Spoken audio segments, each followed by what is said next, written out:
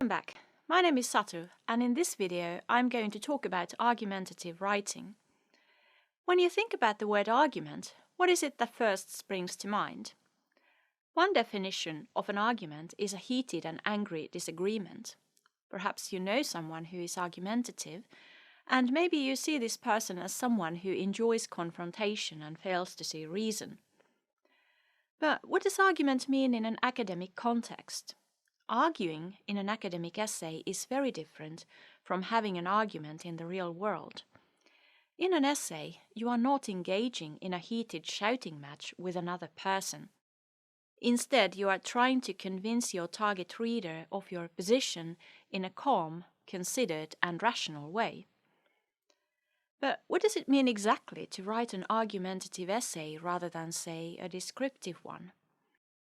In descriptive writing, you merely present facts or background information.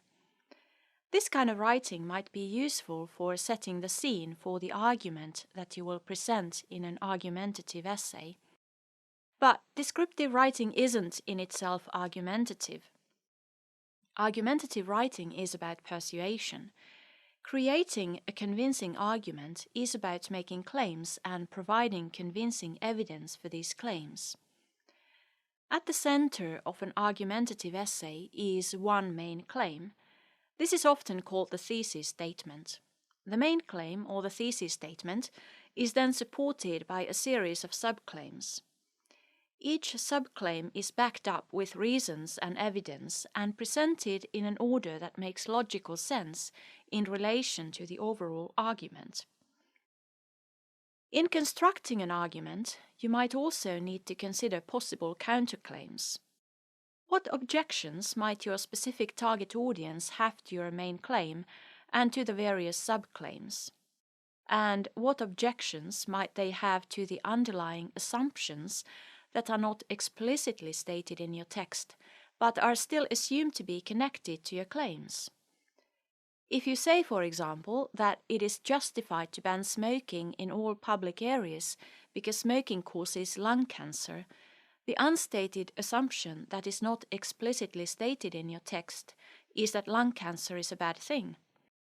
Your target audience might then either attack your claim and its reasons, that smoking should be banned in all public areas because it causes lung cancer, or the unstated assumption that having lung cancer is a bad thing. Demonstrating that you are aware of possible counterclaims in your essay doesn't undermine your own arguments, but actually increases your persuasive power.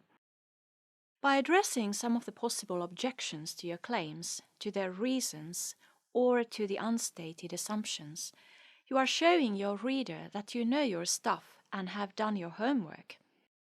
Basically, you are more likely to be taken seriously by your target audience if you can show them that you have knowledge of your topic and that you can think of more than one possible solution to the problems that you are trying to solve.